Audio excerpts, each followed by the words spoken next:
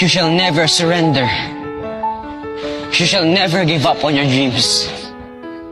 And never let obstacles weaken us and hinder our progress. Remember this. People may talk behind us.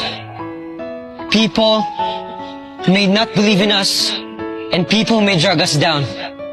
But do not be shaken. We do not exist and we do not live for them. Because we live for the people who have faith and believe in us. Because we live for our family. Let us not be afraid facing our challenges. Let us pursue our dreams. Mapapagod, pero hindi po susuko. Masusugatan, pero hindi aayaw.